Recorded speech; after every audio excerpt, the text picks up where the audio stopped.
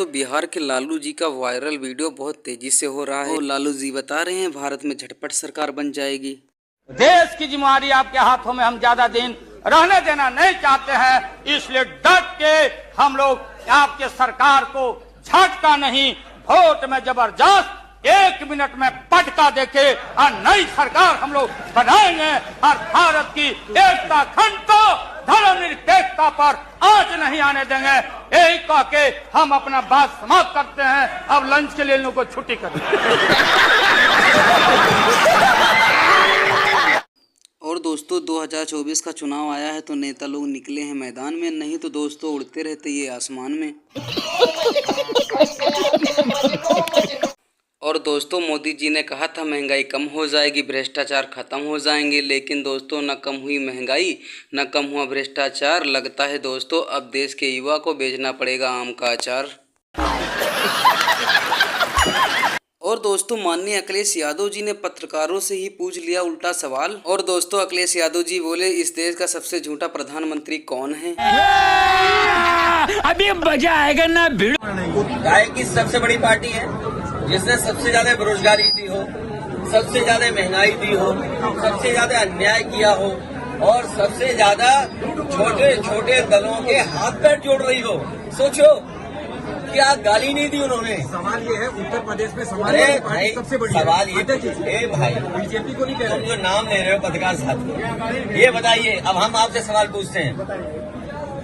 किसी नेता ने ये कहा कि देश के प्रधानमंत्री सबसे बड़े झूठे प्रधानमंत्री हैं, उस नेता का नाम क्या है बताओ पत्रकार साथियों, बोलो पत्रकार साथियों। राजभर ने कहा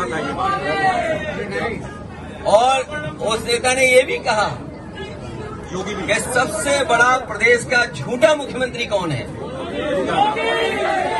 अरे तुम्हें नहीं कहना है, पत्रकार साथियों कहना है भाई। अब देखिए पत्रकार साथियों आप भी मौन हो गए, इसलिए मौन हो गए इसी के चलते क्योंकि आपको पता है सच्चाई कि भारतीय जनता पार्टी टिकने वाली नहीं है। अरे जो ये लोग सब जोगाड़ की जा रही है, मैंने इसीलिए कहा कि अगर बीजेपी को ये पता लग जाए कि अशोक के पेड़ से वोट मिल सकता है तो जब सुबह आंख खुलेगी तो अशोक का पेड़ गायब होगा। और दोस्तों केजरीवाल को लेकर मौलाना साहब जी ने बहुत बड़ा खुलासा किया, क्योंकि दोस्तों जनता को उल्लू बनाने के लिए इन लोग को चाहिए नई नई सुर्खियां, नहीं तो दोस्तों दुकानों पे बेच रहे होते कुर्सियां। केजरीवाल तो ये बोल रहे थे ना कि मैं तो कभी कांग्रेस के साथ में नहीं आऊंगा, लेकिन आज हाथ से हाथ मिल रहे हैं, आज दिल मिल रहे हैं। आज आना पड़ गया उनको खुद ही, मगर अभी मिलन हुआ नहीं है। ये अभी देखना जब तक इलेक्शन आएगा जब पता चलेगा मिलन कैसा है। अच्छा आपको लगता है 26 पार्टियां जो मिल रही हैं, चलो बन गई, गठबंधन भी बन गया, एनडीए नाम रख दिया, लेकिन इनमें प्रधानमंत्री पद का चेहरा कौन होगा? अभी तक उन्होंने प्रधानमंत्री का चेहरा दिया ही नहीं उन्होंने, सबसे पहले नहीं, अभी तक है ही नहीं कोई भी। उनसे पूछेगी जनाब आपने तो कहता हम कार भी नहीं लूंगा, मैं बंगला भी नहीं लूंगा, और आपने तो उसके रेवोल्यूशन पे इतना पैसा खर्च कर दिया, ये काहे के लिए कर दिया? तो दिखावा कर रहे हैं केजरीवाल जी। कहाँ से जवाब देंगे? वो है जवाब उनके पास? किसी के पास भी जवाब नहीं होगा। मोदी जी ने, आपने किसी ने देखा कि मोदी जी ने अपने लिए कहीं बिल्डिंग बना ली, कहीं कंपनी बना ली, कहीं फैक्ट्री लगा दी, कहीं कुछ कर लिया? कुछ 2024 में प्रधानमंत्री पद का जो ताज है वो किस पर सजेगा? मोदी जी के सर पर है।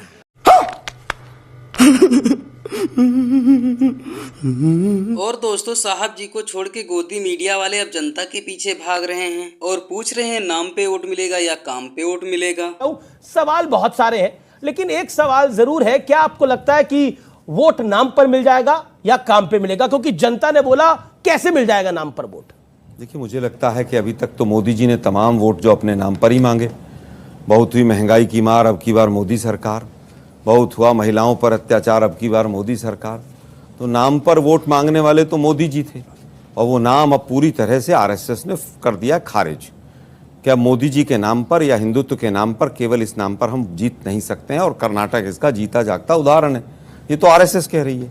अब बात आती है काम की।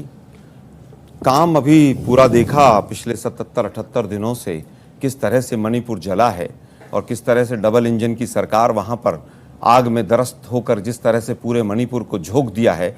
उसके बाद भी आप कहते हैं कि काम बहुत अच्छा है। देश के ऊपर 4 गुना के करीब 3.5 गुना के करीब कर्जा बढ़ा दिया। एक किसान के ऊपर 32,000 रुपये का कर्जा था, वो 74 पर पहुंच गया। बेरोजगारी और महंगाई हाईएस्ट है, 1150 रुपये का सिलेंडर है। चीन घुसकर बैठा है, मोदी जी क्लीन चिट दे रहे हैं, उसके बावजूद आप कहते हैं। आपने सुना कि राजनाथ सिंह जी खुद कह रहे थे कि हम इस पर डिस्कशन के लिए तैयार हैं। पीयूष गोयल जी खुद कह रहे थे डिस्कशन के। आप अनलिमिटेड आप टाइम दीजिए इस पर। क्या अगर फिक्स करके कि इधर से ये स्पीकर हो वो स्पीकर हो, चर्चा नहीं होनी चाहिए? हम सुने तो इस देश की संसद में रिकॉर्ड पर तो जाए कि मणिपुर पर बहस हुई। क्या क्या बोला सांसदों ने? देखिए अंजना जी, संसद चलेगा अपने नियम कानून से। संसद चलाने की जिम्मेवारी, अभी आलोक शर्मा जी ने उदाहरण के साथ कहा, इसकी जिम्मेवारी सत्ता पक्ष की होती है। अगर 2 महीने से मणिपुर जल रहे थे, सारी विपक्ष की पार्टियां इस बात को लेकर बीजेपी को घेरने का काम कर रही थी, लेकिन आदरणीय प्रधानमंत्री जी चुप बैठे थे। वहां फ्रांस में ताली, अमेरिका में ताली पिटवा रहे थे, लेकिन मणिपुर जल रहा था। राहुल गांधी जी मणिपुर गए, हमारे गृह मंत्री आदरणीय अमित शाह जी गए, लेकिन मणिपुर पर कुछ नहीं हुआ। मणिपुर को वैसे अपने हाल में छोड़ दिया गया। और जब आज हमारी बेटियों का ये भारत माता की आत्मा आज कराह रही होगी, जो आज चित्र जो वायरल हुआ है वीडियो, उसको देखने के बाद इतनी शर्मनाक दरिंदगी की हद हो गई।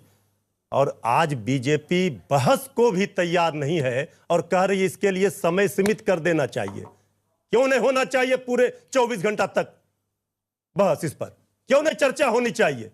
इसकी भी जिम्मेवारी है। जो भी दोषी, आज सवाल यह नहीं है राजद की शासनकाल में, भाजपा के शासनकाल में, कांग्रेस के शासनकाल में, ममता दीदी के शासनकाल में। सवाल यह है कि ये जो घटना हुई है ये क्यों हुई है? कहां गए आदरणीय अमित शाह जी? अगर मणिपुर में अगर विपक्षी पार्टियों की सरकार होती तो आज पूरे देश में हाय तौबा मचा दिया जाता। कौन कौन से राज की तुलना की जाती, जंगल राज, गुंडा राज, क्या क्या नहीं कहा जाता। आदरणीय प्रधानमंत्री जी ने कहा था देश की जनता से अच्छे दिन लाएंगे। क्या यही दिन देखने के लिए उन्होंने कहा था कि अच्छे दिन यही अच्छे दिन है? भारतीय जनता पार्टी को इसका जवाब देना पड़ेगा। अंजना जी, ये छोटी मोटी घटना नहीं है, मामले की गंभीरता को समझिए। ये 2 घंटा 2.5 घंटा का सवाल नहीं है।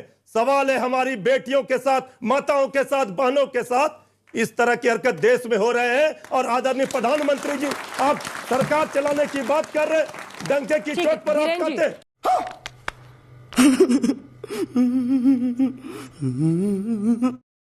देश अभी सबसे पहली बात यह है कि सुरक्षित हाथों में है, क्योंकि जब से बीजेपी की सरकार आई है पूरे देश में कहीं भी एक भी आतंकवादी हमला नहीं हुआ है। तो सबसे ज़्यादा अपनी जान माल सुरक्षित है इस समय, सबसे ज़्यादा जरूरी ये है। और जितने माफिया गुंडे थे या तो अंदर हैं या तो ऊपर चले गए। हाँ, तो देश सबसे पहले तो सुरक्षित हाथों में है। तो जिससे देश सुरक्षित है उसकी सरकार होनी चाहिए। देश में बहुत सराहनीय कार्य हुआ, इससे बढ़िया न लीडर मिला है देश को, न मिलेगा। दूसरी चीज कि जो गवर्नमेंट ऑफ इंडिया पहले थी, उसी गवर्नमेंट इंडिया में आज भी वो सरकार है जहां पर 99% कार्य पूरा हो चुका है।